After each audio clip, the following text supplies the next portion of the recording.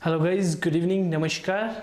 मेरा नाम है विजय और हिंदी में जाने यूट्यूब चैनल पर एक बार फिर आपका स्वागत है। आज हम बात करेंगे क्रिप्टो करेंसी मार्केट में चल रही कुछ अप डाउन्स के बारे में और उसके साथ ही ट्रेडिंग से रिलेटेड कुछ ऐसे प्रोमिनेंट क्वेश्चंस हैं जो हर ट्रेडर के दिमाग में कभी ना कभी आते हैं। स्पेशली जो नए ट्रेडर्स बन रहे हैं, जो अभी ट्रेडिंग सीख रहे हैं, उन लोगों के दिमाग में ये चीज़ें बहुत ज़्यादा आती हैं। इनके ऊपर हम कुछ डिस्कशन करेंगे। आपके लिए एक छोटी सी वार्निंग, ये वीडियो थोड़ा लंबा हो सकता है क्योंकि इसमें मैं बिटकॉइन का टेक्निकल एनालिसिस आपको थोड़ा दिखाने वाला हूँ। ठीक है, तो थोड़ा दिल थाम कर बैठिएगा, थोड़ा वक्त बना लीजिए क्योंकि पैसा कमाना है तो बिना लर्निंग के अर्निंग नहीं होती है और आप कभी भी कुछ भी लूज नहीं करते हो। आइदर यू लर्न और यू अर्न, और अगर आप लर्न कर रहे हो तो ऑटोमेटिकली अर्निंग होगी ना। लेकिन ये सब कुछ स्टार्ट करने से पहले अगर आप चैनल पर पहली बार आए हो तो सब्सक्राइब करके नोटिफिकेशन बेल दबाना मत भूलिएगा क्योंकि बहुत सारी इन्फॉर्मेशन आपको मिलने वाली है इस चैनल से। और इसके साथ ही बहुत जल्दी मैं ट्रेडिंग सिखाना शुरू करने वाला हूँ। जी, ट्रेडिंग के अंदर मैं हर छोटे से छोटे कंपोनेंट को कैप्चर करने की कोशिश करूंगा। अगर आपने टेलीग्राम ग्रुप अभी तक हमारा ज्वाइन नहीं किया है तो उसे ज्वाइन कर लीजिए क्योंकि हर बार ये पॉसिबल नहीं होता है कि हर छोटे से छोटे अपडेट के लिए मैं एक वीडियो बनाऊं। तो इसीलिए टेलीग्राम चैनल बनाया था हमने, ताकि कुछ भी मुझे अगर मार्केट में अप डाउन दिखता है तो मैं तुरंत से वहां पे उस चीज के बारे में पोस्ट कर देता हूँ। क्रिप्टो मार्केट से रिलेटेड एक ऐसी रिसेंट न्यूज है जो आजकल बहुत हाइप बनी हुई है। कॉइनबेस नास्डैक के ऊपर लिस्ट हो गया है।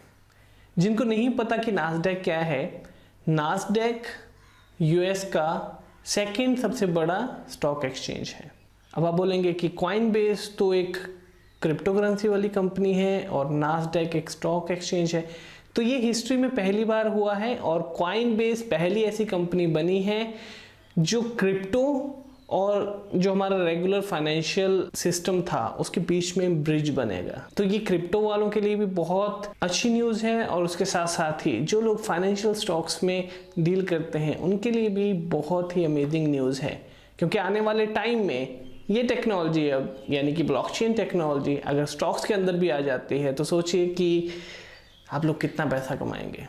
और इस चीज़ की वजह से बिटकॉइन और अदर जो भी क्रिप्टो करेंसीज हैं उनके रेट्स भी इफेक्ट होंगे, उनके रेट्स में भी बहुत अच्छा हमें अप देखने को मिल सकता है क्योंकि नए बायर्स इंडस्ट्री में जुड़ेंगे, नए बायर्स मार्केट में आएंगे। जितने ज़्यादा लोगों को इस चीज़ के बारे में पता लगेगा, जितने ज़्यादा लोग एजुकेटेड होंगे उतने ही ज़्यादा बायर्स जुड़ेंगे और जितने ज़्यादा बायर्स जुड़ेंगे उतना ही मार्केट अप जाएगा और लोग पैसा बना पाएंगे। तो जो भी नए क्रिप्टो ट्रेडर्स हैं वो इस चीज़ से परेशान हो रहे हैं कि मार्केट बिटकॉइन ऑल्ट कॉइन्स ये गिर क्यों रहे हैं। उसके पीछे का एक बहुत ही इजी सा रीज़न मैं आपको बताता हूँ। देखिए, अगर हम एक बॉल लेते हैं और उस बॉल को हमें ऊपर भेजना है तो हमें ऊपर की तरफ को थ्रो नहीं करना है। अगर हम उसे ज़मीन पे बाउंस करेंगे, उसे ज़मीन पे फेंकेंगे तो वो बाउंस करके ऊपर आएगी। तो ज़मीन क्या है? ज़मीन है एक ऐसा, आप उसे सपोर्ट एरिया बोल लीजिए या रेजिस्टेंस एरिया बोल लीजिए। ठीक है, जब वो ऊपर से नीचे गिर रही है तो जो ज़मीन है वो उसके लिए सपोर्ट एरिया है। ठीक है, क्योंकि उससे नीचे बॉल नहीं जा सकती है। और छत जो है वो रेजिस्टेंस एरिया है। आप जितना मर्जी जोर से उसको मार लीजिए, छत से ऊपर तो बॉल छेद करके नहीं निकल जाएगी। समझने की इंपॉर्टेंट चीज़ है कि मनी फ्लो कैसे चलता है या मार्केट फ्लो कैसे चलता है। स्पोर्ट्स से कोई भी चीज़ बाउंस होती है। अभी बिटकॉइन की तरफ अगर आप देखो, मैं आपको चार्ट दिखाता हूँ तो देखिए एट प्रेजेंट बिटकॉइन कहाँ चल रहा है। राइट, अभी ये 53,987 पे है। तो ये वाला जो एरिया है नीचे, ये सपोर्ट है, ये पुरानी सपोर्ट है। ठीक है, तो यहाँ पर देखो इसने पिछली बार भी ट्राई किया इसे ब्रेक करने का, ये ब्रेक नहीं कर पाया। अभी अगर आप इसका पैटर्न देखो तो ये नीचे की तरफ ही जा रहा है। मार्केट में वॉल्यूम आ रहा है, देखो ये वाला जो हुआ सेल हुआ, मार्केट में वॉल्यूम है लेकिन सेल वॉल्यूम ज़्यादा है, लोग अपना जो BTC है वो सेल कर रहे हैं। और ये बहुत ही कैजुअल सी बात है। आप समझिए कि जब भी मार्केट अप जाती है तो उसके बाद लोग अपना जो भी उन्होंने देखिए लो पे खरीदा था हाई पे सेल करेंगे, तब नीचे जाएगा, फिर लो पे बाय करेंगे। तो मार्केट ट्रेडिंग तो एक्चुअली यही है कि आप हाई पे सेल करो और लो पे जाके बाय करो। ठीक है। और मार्केट का ट्रेंड अगर हम नहीं समझेंगे तो हम इसी चीज़ की वजह से नुकसान खा जाते हैं। तो एक सिंपल सा कंसेप्ट मैं आपको बोलूँ कि देखिए ये जोन है इसका, ये इसका सपोर्ट जोन है, राइट। अब फिलहाल क्या है, बिटकॉइन कोशिश कर रहा है यहीं पे ये अपने सपोर्ट जोन को टच करने की, क्योंकि एक बार अगर इसने सपोर्ट जोन को टच कर लिया तो उसके बाद ये जो ऊपर रेजिस्टेंस है इसके, जिसको अभी ये क्रॉस नहीं कर पा रहा है, 57,000 के आसपास की जो रेजिस्टेंस है, देखिए यहाँ पर ये इसको तोड़ने की कोशिश कर रहा है, यहाँ पर कोशिश कर रहा है, लेकिन ये पहुंच ही नहीं पा रहा है उस तक, ठीक है। अगर हम इसको चेक करें तो ये पहले टाइम पे ये पुरानी सपोर्ट है, राइट, ये पुरानी सपोर्ट है। तो जो सपोर्ट होती है वो रेजिस्टेंस बन जाती है, जो रेजिस्टेंस होती है वो सपोर्ट बन जाती है, राइट। एक बार इसको इसने क्रॉस कर लिया और ऊपर इसने अपना पैटर्न जो है वो कंफर्म कर लिया तो ये फिर से सपोर्ट बन जाएगी, राइट। फिर ये इससे नीचे नहीं आएगा। देखिए यहाँ पर शुरू हुआ, ऊपर को गया, अब यहाँ से जब इसका डाउनफॉल फिर से शुरू हुआ, ये वाला वो शॉर्टेज वाला सीन था जिसकी वजह, जो चाइना की वजह से माइनिंग हैश रेट में कमी आई थी, ठीक है, उसकी वजह से डाउनफॉल हुआ।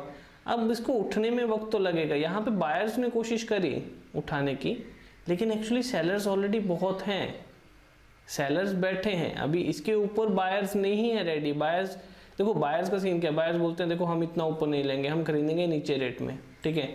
अब बहुत सारे बायर्स ऐसे हैं जो यहाँ पे जोन बना के बैठे हैं। आई एम नॉट श्योर कि मैंने आपको ये टेलीग्राम ग्रुप के अंदर ये वाला चार्ट शेयर किया है कि नहीं, लेकिन कल रात को मैंने विन वाला चार्ट शेयर किया था, उसमें भी मैंने 3 जोन बना के दिए थे, ठीक है। तो ये वाला जोन है, अगर इस जोन को ये यहाँ पे सपोर्ट बना लेता है फिर से, ठीक है, करेक्शन हो जाती है, फिर से ये सपोर्ट बना लेता है, तो यहाँ से ये बाउंस बैक हो जाएगा। इससे नीचे जाने के चांसेस बहुत कम है, लेकिन अगर जाते हैं तो बायर्स के लिए ये बहुत खतरनाक, बहुत सुनहरी अपॉर्चुनिटी होगी। तो अगर आपको करना है, बाय लेना है, आपको अपना एंट्री पॉइंट लेना है, तो आप यहाँ पे नीचे इसके आसपास कहीं एंट्री पॉइंट अपना ले सकते हो, ठीक है। फिर से मैं वही कह रहा हूँ कि ये कोई एडवाइस नहीं है, आपको अपनी रिसर्च करनी जरूरी है, आपको खुद से चीज़ें समझनी जरूरी हैं। और अगर हम डेमा भी देखें, देखिए यहाँ पर बहुत गैप बन रहा है, ठीक है, और जब भी गैप ज़्यादा बनता है तो ये क्रॉसिंग होती ही है। अब अगर मैं इसको डे के हिसाब से चार्ट को चेंज करूं तो डे वाले चार्ट में देखिए, यहाँ पे देखिए कितना गैप बन रहा है। इन दोनों लाइंस के बीच में जितना ज़्यादा गैप होगा उतना जल्दी ये लाइंस एक दूसरे को इंटरसेक्ट करेंगी। जब ग्रीन लाइन रेड लाइन से ऊपर कट करेगी, राइट, ये इसको ऊपर की तरफ को कट करेगी, ये जो ग्रीन लाइन है ये ऊपर को कट करेगी और ये जो रेड लाइन है ये नीचे की तरफ चली जाएगी, तो ये प्राइस यहाँ से चढ़ना शुरू होगा, ठीक है। लेकिन जब भी ये रेड लाइन ऊपर आ जाती है, ग्रीन लाइन नीचे चली जाती है, तो ये वाला फॉल होता है जो हम यहाँ पे देख रहे हैं, ठीक है। अब भी देखो क्या है, अगर मैं आपको कुछ टाइम पीछे का आपको जोन दिखाऊं, क्योंकि हिस्ट्री हमेशा रिपीट होती है, राइट, हिस्ट्री हमेशा रिपीट होती रहती है। वैसे ही आपने सुना होगा कि इसके अंदर भी रेपिटेशन आता है। अब अगर हम पीछे जाएं, यहाँ पर देखो 25 मार्च का अगर हम ये देखें, ठीक है, यहाँ पे भी क्या हुआ था, अप डाउन, फिर इसने बनाना शुरू किया, फिर जो पिछला अप था, हाई था, उससे नीचे हाई बना, जो बॉटम था वो पिछले लोएस्ट बॉटम से वो नीचे बना।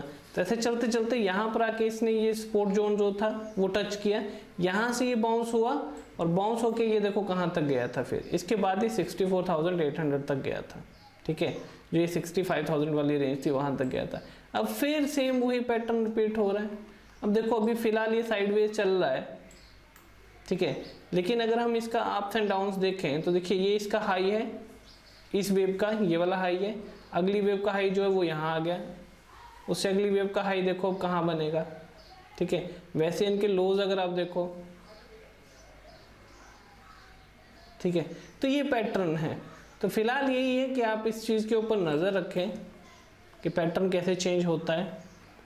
और एक बार इसने सपोर्ट को टच कर लिया तो ऑब्वियसली ये वापस ऊपर जंप बैक करेगा।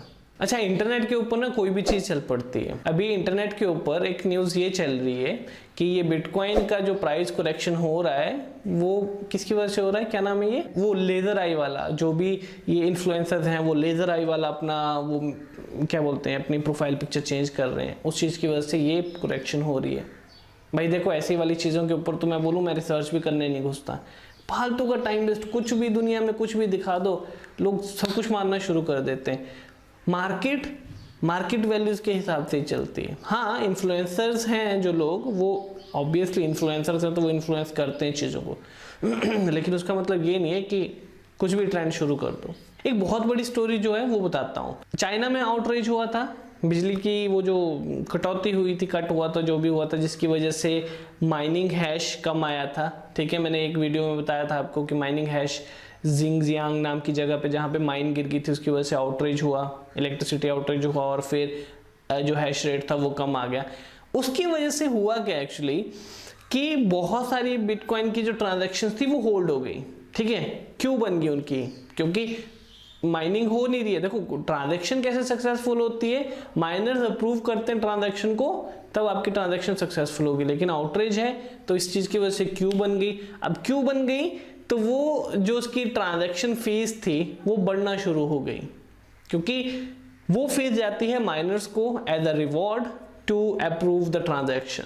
ठीक है, अब वो क्यों बढ़ती गई। अब देखो, अब एक दिन के अंदर माइनर्स, जब ये आउटरीच खत्म हुआ है तो माइनर्स ने एक दिन के अंदर $16.7 मिलियन कमाए हैं उस फीस की वजह से, वो जो उन्होंने बैकलॉग था उसको क्लियर करने के लिए। अब इस चीज के ऊपर अगर मैं आपको चार्ट दिखाऊं तो चार्ट के ऊपर नजर मारने पर आपको एक चीज ये समझ में आएगी कि देखिए माइनर्स का जो फीस थी वो कितनी बड़ी है। 16 अप्रैल को थी 27.47, राइट। अब देखो ये हुआ आउटरीच की वजह से 58.4, $60 पे चली गई ये फीस। मतलब आपको अगर कोई भी ट्रांजैक्शन करनी है पर ट्रांजैक्शन, ये नॉर्मल फीस है। ठीक है, जो सबसे लोएस्ट होती है ब्लॉकचेन पे, आप या कहीं किसी भी वॉलेट से आप ट्रांजैक्शन करते हो तो वहां पे ऑप्शन होता है ना स्लो, मीडियम या हाई वाला, तो ये सबसे नॉर्मल है, जो नॉर्मल ट्रांजैक्शन स्पीड होती है उसके लिए 60 है। अगर आपको हाई स्पीड करनी होगी तो ऑब्वियसली उसके लिए बहुत ज्यादा सतोषी आपको खर्च करने पड़े होंगे। चलिए, एक बहुत ही इंपॉर्टेंट सा क्वेश्चन है, हर नए ट्रेडर के दिमाग में ये चीज आती है, जब भी वो ट्रेड लगाता है तो कुछ ना कुछ उल्टा होता है।